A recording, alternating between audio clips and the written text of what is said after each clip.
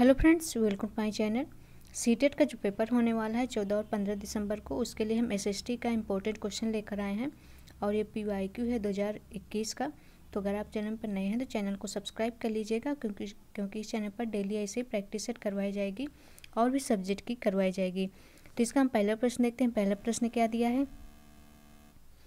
आप भारतीय उपमहाद्वीप के प्रथम साम्राज्य पर परियोजना कार्य के लिए छात्रों को किस साम्राज्य के विषय में जानकारी एकत्रित करने के लिए कहेंगे? तो ऑप्शन ए दिया है, ऑप्शन पहला दिया है गुप्त साम्राज्य, सेकंड दिया है वाक्टका साम्राज्य, और थर्ड दिया है कुषाण साम्राज्य, और फोर्थ दिया है मौर्य साम्राज्य। तो इसका जो राइट आंसर हो जाएगा ऑप्शन नंबर हो जाएगा फोर्थ, मौर्य साम्राज्य सही हो जाएगा। ठीक है, मौर्य साम्राज्य भारतीय उपमहाद्वीप का प्रथम साम्राज्य था। तो इसमें पूछा भी गया है कि उपमहाद्वीप के प्रथम साम्राज्य में परियोजना कार्य के लिए छात्रों को किस साम्राज्य के विषय में जानकारी एकत्रित करने के लिए कहेंगे? तो ये मौर्य साम्राज्य आप सही हो जाएगा। ठीक है, इसमें अधिकांश जो भारतीय क्षेत्र शामिल थे, इसलिए और इसकी स्थापना जो हुई थी वो 321 ईसा पूर्व में हुई थी। चंद्रगुप्त मौर्य ने मौर्य वंश की स्थापना की थी। ठीक है, तो राइट आंसर ऑप्शन में इसका फोर्थ सही हो जाएगा। नेक्स्ट क्वेश्चन देखते हैं। शुरुआती सिक्कों को आहत सिक्के कहा जाता है, क्यों कहा जाता है? क्योंकि धातु के सिक्कों पर आकृतियां आहत थी। ऑप्शन नंबर इसका फर्स्ट सही हो जाएगा। नेक्स्ट क्वेश्चन देखते हैं। नेक्स्ट क्वेश्चन है, दिल्ली सल्तनत काल में गुलामों को उच्च पद पर नियुक्त करने का क्या कारण था? तो पहला दिया है उन्हें नियंत्रण में रखना आसान था और कम वेतन दिया जा सकता था। सेकंड दिया है सुल्तान और उनके उत्तराधिकारियों का उनके जीवन पर स्वामित्व होता था। थर्ड दिया वे सुल्तान और उसके उत्तराधिकारियों के प्रति वफादार होते थे। फोर्थ दिया वे अपने स्वामी के विश्वसनीय और उन पर आश्रित होते थे। तो दिल्ली सल्तनत काल में गुलामों को उच्च पद पर इसलिए नियुक्त किया जाता था क्योंकि वे अपने स्वामी के विश्वसनीय और उन पर आश्रित होते थे। तो ऑप्शन नंबर इसका फोर्थ जो हो जाएगा ऑप्शन नंबर सही हो जाएगा। ठीक है, राइट आंसर फोर सही हो जाएगा। नेक्स्ट क्वेश्चन देखते हैं। दीवाने खासो आम की वास्तु विशेषताएं कैसे यह विचार देती हैं कि राजा भगवान का प्रतिनिधि होता था? तो कैसे देती हैं? पहला दिया है ए दिया है जनसभा कक्ष मस्जिद के सदृश बनाया गया था, तो सही है। दूसरा दिया है बी दिया है राजा के बैठने का ऊंचा सिंहासन यह दर्शाता था कि वह सबसे ऊपर है, ये भी सही है। और देखते हैं सी दिया सिंहासन को इस तरह रखा गया था कि मुस्लिम प्रार्थना के समय वह उसके मुंह की दिशा के सामने दिखता हो। तो ये तीनों सही, ए बी सी तीनों सही हैं। ठीक है, तो ऑप्शन नंबर इसका जो हो जाएगा फोर सही हो जाएगा। नेक्स्ट क्वेश्चन देखते हैं। निम्न दिए गए कथनों ए एवं बी पर विचार करें एवं सही विकल्प का चुनाव करें। ए दिया है 19वीं सदी की शुरुआत में जब ब्रिटिश एक समरूप सैनिक संस्कृति विकसित करने लगे, इससे काफ़ी सैनिकों के मध्य समस्याएं खड़ी हो गई। ठीक है, दूसरा देखते हैं। बी दिया है पेशेवर सिपाहियों की एक सेना खड़ी करने के चक्कर में जाति और समुदायों को अनदेखा किया गया।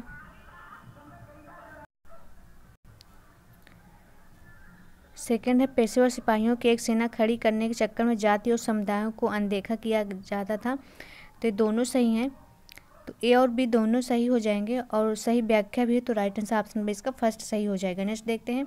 16वीं से 18वीं शताब्दी के दौरान अहोम लोगों के संदर्भ में कथन ए बी सी पर विचार कीजिए। तो चलिए देखते हैं ए क्या दिया है।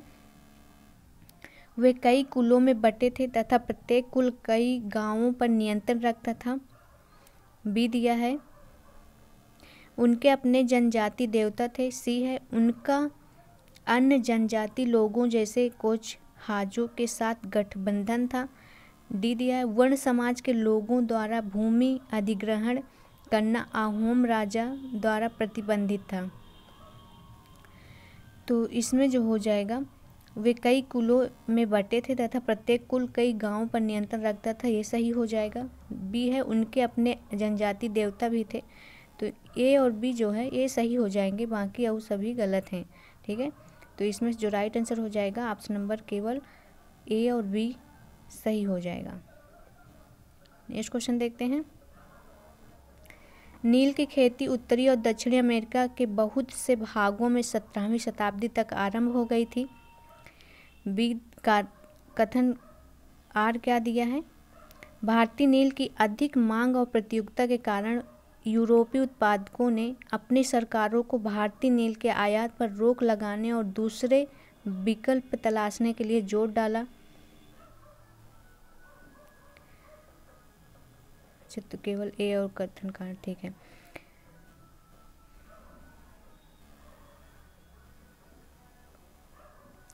नील की खेती उत्तरी और दक्षिण अमेरिका के बहुत से भागों में 17वीं शताब्दी आरंभ हो गई थी, तो ये भी सही है। और भारतीय नील की अधिक मांग और प्रतियोगिता के कारण यूरोपीय उत्पादकों ने अपनी सरकारों को भारतीय नील के आयात पर रोक लगाने के लिए बोला और दूसरे विकल्प तलाशने के लिए भी जोर डाला गया। तो दोनों सही हैं, लेकिन इसमें जो है व्याख्या सही नहीं हो रहा है। ठीक है, तो ऑप्शन नंबर जो हो जाएगा इसका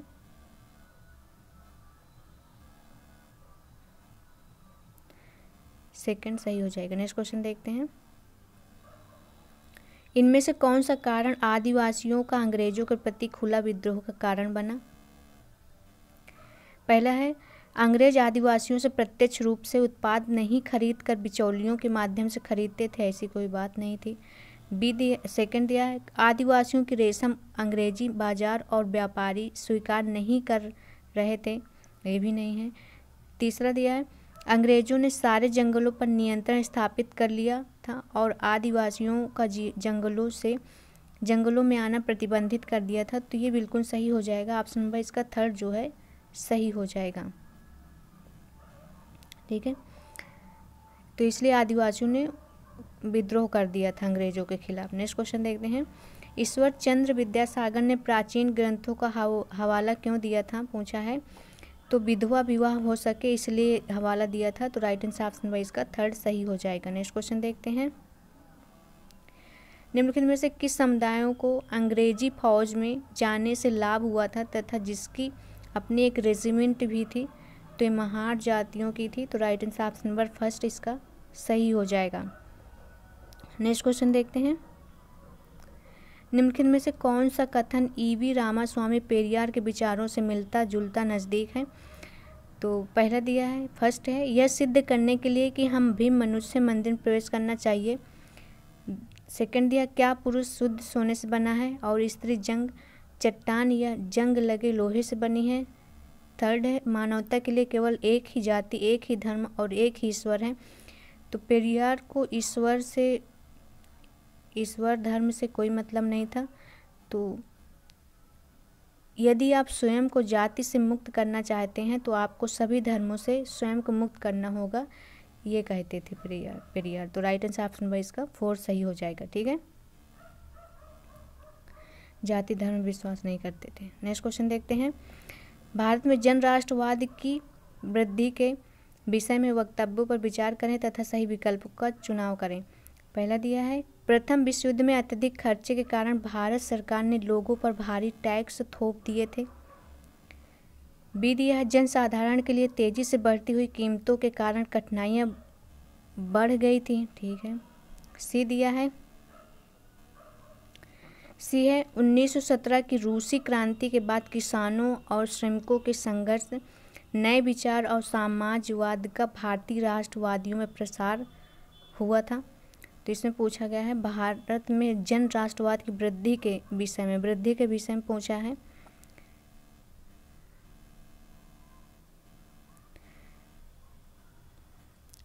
विश्व युद्ध अत्यधिक खर्चे के कारण भारत सरकार ने लोगों पर भारी टैक्स थोप दिए थे। ठीक है।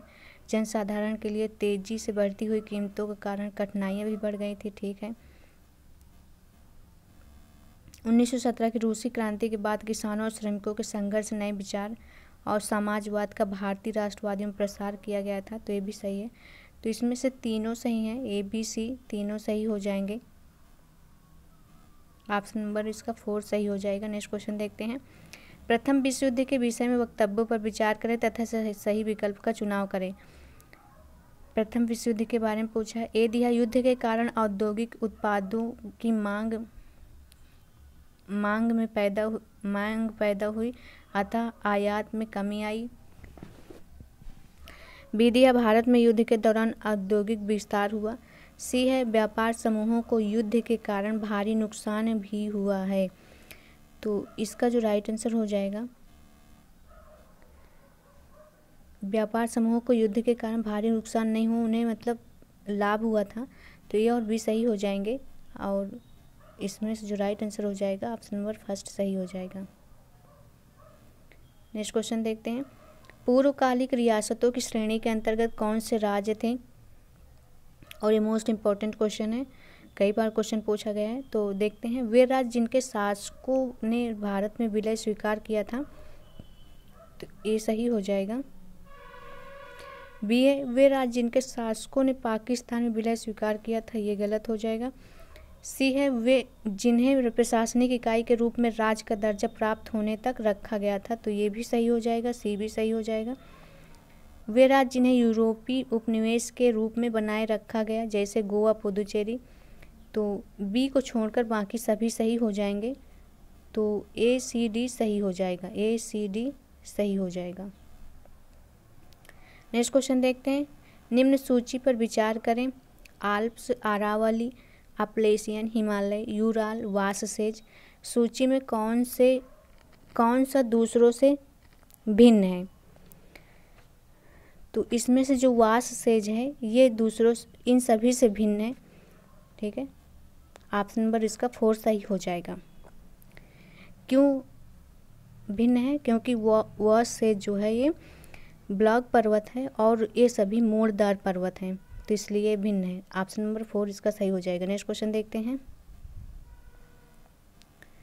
वे स्थान जो ग्रीनविच के पूर्व में है, उनका समय ग्रीनविच से आगे होगा। तो सही है, जो ग्रीनविच के पूर्व में है, जो इधर साइड है, इधर पूर्व की साइड है, इधर साइड जो है इनका समय आगे होगा और जो इधर इनका घट जाएगा पश्चिम की तरफ जो होगा। ठीक है, तो ये तो सही हो जाएगा। कारण दिया चूंकि पृथ्वी पूर्व से पश्चिम की ओर नहीं, पश्चिम से पूर्व की ओर चक्कर लगाती है, तो ये गलत हो जाएगा। ठीक है, केवल ए सही हो जाएगा। नेक्स्ट क्वेश्चन देखते हैं। ग्लोब के संबंध में निम्न कथनों पर विचार कीजिए। विषुववृत्त शून्य अंश देशांतर को दर्शाता है, बिल्कुल सही बात है। विषुववृत्त जो है शून्य अंश देशांतर को दर्शाता है। ठीक है, बी दिया विषुववृत्त एक काल्पनिक रेखा जो ग्लोब को 2 बराबर भागों में बांटती है, ये भी सही है। तो ये और बी दोनों सही हैं। ऑप्शन नंबर सी इसका सही हो जाएगा। नेक्स्ट क्वेश्चन देखते हैं। भारत में किस राज्य में कर्क रेखा की लंबाई सबसे कम है? भारत में किस राज्य में कर्क रेखा की लंबाई सबसे कम है पूछा है। तो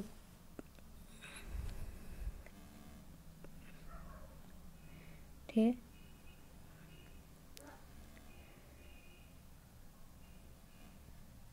भारत मानसून के मौसम पर निम्नलिखित वक्तव्यों पर विचार कीजिए और सही उत्तर का चयन कीजिए। ये दिया दक्षिण पश्चिम मानसून के मौसम में पवन मुख्य भूमि से बंगाल की खाड़ी की तरफ बहती है। बी दिया मानसून के लौटने के मौसम में पवन मुख्य भूमि से बंगाल की खाड़ी की तरफ बहती है। सी दिया भारत के दक्षिणी भागों में मानसून के लौटने के समय वर्षा होती है। ये गलत हो जाएगा, इसमें उल्टा दे दिया है। बंगाल की खाड़ी नहीं, बंगाल की खाड़ी की जो पवन होती है वो मुख्य भूमि की तरफ बहती है, तो ये गलत हो जाएगा। बी सही हो जाएगा और ये भी सही हो जाएगा, तो बी और सी सही हो जाएंगे। नेक्स्ट क्वेश्चन देखते हैं। निम्न में से किस शैल में जीवाश्म मिलने की संभावना है? जीवाश्म, तो ऑप्शन नंबर इसका हो जाएगा ए सही हो जाएगा, ओनली ए। ठीक है, नेक्स्ट क्वेश्चन देखते हैं। निम्नलिखित में से खनिजों की कौन कौन सी विशिष्टताएं हैं वे बिना किसी मानवीय हस्तक्षेप के प्राकृतिक प्रक्रियाओं द्वारा निर्मित होते हैं? ठीक है, तो सही हो जाएगा। बी दिया वे समान रूप से सभी स्थानों पर नहीं हो सकते हैं। वे अपार हैं, अपार भी नहीं होंगे। वे कुछ खनिज दुर्गम क्षेत्रों में पाए जाते हैं। ठीक है, ए और डी सही हो जाएंगे। ऑप्शन नंबर सेकंड सही हो जाएगा। नेक्स्ट देखते हैं, निम्न कथनों पर विचार कीजिए तथा सही विकल्प का चुनाव कीजिए। ए दिया है, गर्म वायु के ऊपर उठने पर आसपास के क्षेत्रों से ठंडी वायु रिक्त स्थान को भरने के लिए वहां आ जाती है, तो सही हो जाएगा। बी दिया है, अलग अलग स्थानों पर अलग वायुदाब होने से वायु में गति प्रारंभ होती है, ठीक है। सी दिया, गर्म हवा सघन तथा भारी होती है। गर्म हवा सघन भारी नहीं होती, ठंडी हवा सघन और भारी होती है। डी है, पवनों की दिशा पृथ्वी के घूर्णन से प्रभावित होती है। डी सही है, बी सही, ए सही, लेकिन सी को छोड़कर सभी सही हैं, ठीक है। ए सी डी सही है। ए सी डी कहाँ है? A C D option number third सही हो जाएगा। नेक्स्ट देखते हैं, जब जेट स्ट्रीम गर्म समुद्री हवा को एक ढक्कन की तरह फंसा लेती है और भूमि की ओर ढकेलती है तो कौन सी भौगोलिक परिघटना घटित होती है? तो हीट डोम इसे कहते हैं। ऑप्शन नंबर इसका थर्ड सही हो जाएगा, ठीक है। नेक्स्ट क्वेश्चन देखते हैं, जिन क्षेत्रों में गर्म ठंडी जलधाराएं मिलती हैं, ऑप्शन ए दिया है, कोहरे के मौसम का अनुभव किया जाता है जिससे जल यातायात प्रभावित होता है, ठीक है। बी दिया है, दुनिया के सबसे समृद्ध मछली पकड़ने वाले क्षेत्र विकसित होते हैं, ठीक है। जहाँ ठंडी और गर्म जलधारें मिलती हैं वहाँ मछली पकड़ने के क्षेत्र जो होते हैं वो सबसे अधिक विकसित होते हैं, तो ऑप्शन नंबर ए और बी दोनों सही हो जाएंगे। नेक्स्ट है, खनिज अनवीकरणीय संसाधन है, ठीक है।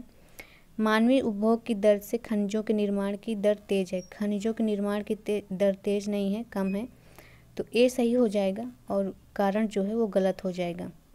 नेक्स्ट क्वेश्चन है, एक अध्यापिका प्रवास के विषय में पढ़ा रही थी। उन्होंने अपनी कक्षा में उदाहरण दिया, सुनामी द्वारा गांव में तबाही के बाद श्रीदेवी जो मछुआरे समुदाय से हैं, उन्होंने चेन्नई में स्थानांतरण किया। कौन सा विचार संकल्पना में पढ़ा रही थी? तो प्रवास के प्रतिकर्ष कारक पढ़ा रही थी, जैसे बाढ़ के द्वारा छोड़ना पड़ा, सुनामी के द्वारा छोड़ना पड़ा घर, तो ऑप्शन नंबर इसका 4 सही हो जाएगा। नेक्स्ट क्वेश्चन देखते हैं, जैविक कृषि के संदर्भ में निम्नलिखित कथनों पर विचार कीजिए और सही विकल्प का चयन कीजिए, ठीक। पहला है, पशु खाद का प्रयोग किया जाता है पोषण के लिए, ठीक है। बी दिया, आनुवांशिक रूपांतरण उत्पादकता बढ़ाने के लिए किया जाता है, नहीं। सी है, प्राकृतिक कीटनाशकों का प्रयोग होता है, तो ए और सी सही हो जाएगा। ए और सी सही हो जाएगा, ऑप्शन नंबर थर्ड सही हो जाएगा। नेक्स्ट देखते हैं, भारतीय संविधान की प्रस्तावना बताती है कि सभी भारतीय डैश में समान है। भारतीय संविधान की प्रस्तावना बताती है कि सभी भारतीय जो परिस्थिति और अवसर में समान है। आय और रोजगार में नहीं, परिस्थिति रोजगार में नहीं, आय और अवसर में नहीं, ऑप्शन नंबर 4 इसका सही हो जाएगा। नेक्स्ट देखते हैं, निम्न गद्यांश में रिक्त स्थान की पूर्ति करें। प्रति डैश वर्ष में पंचायत चुनाव होते हैं। चुने हुए प्रतिनिधि पंच कहलाते। पंचायती राज में सबसे छोटी इकाई डैश है जिसमें पंचायत क्षेत्र के सभी वयस्क बैठक करते हैं। तो प्रति 5 वर्ष में ग्राम सभा, प्रति 5 वर्ष में पंचायत चुनाव होते हैं, तो 5 वर्ष में ही होते हैं, ठीक है। और चुने हुए प्रतिनिधि पंच कहलाते हैं। पंचायती राज में सबसे छोटी इकाई जो है वो ग्राम सभा है, तो ऑप्शन नंबर इसका थर्ड सही हो जाएगा। नेक्स्ट देखते हैं, सामाजिक विज्ञान की कक्षा में निम्न में से कौन सा पहलू विविधता को बल देगा? तो कौन सा देगा? पहुंच, गरिमा और समानता इसका सही हो जाएगा, ऑप्शन नंबर थर्ड सही हो जाएगा। नेक्स्ट देखते हैं, इनमें से भारत का सबसे नया राज्य कौन सा है? तो तेलंगाना है, ऑप्शन नंबर इसका थर्ड सही हो जाएगा।